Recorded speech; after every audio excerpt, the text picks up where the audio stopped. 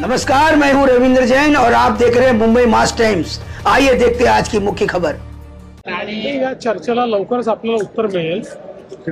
तीनही पक्ष मिळून त्यातील आमचे जे श्रेष्ठी आहेत त्यांच्याशी चर्चा सगळ्यांची चाललेली आहे आणि लवकरच याचं उत्तर आपल्याला मिळेल। मुख्यमंत्री पदाची जशी चर्चा सुरू आहे तशी राज्यातल्या वेगवेगळ्या आमदारांना सुद्धा मंत्री होण्याची इच्छा निर्माण झालेली आहे, त्यांची सुद्धा उत्सुकता ताणली जाते।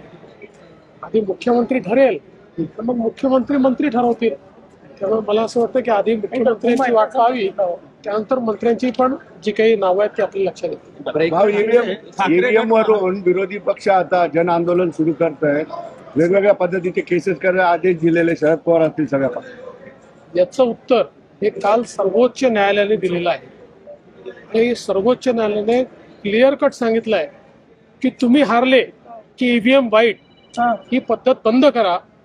ईव्हीएम टॅम्पर प्रूफ आहे, ईव्हीएम ची पद्धत चालूच राहणार आहे हे सांगितलेलं आहे।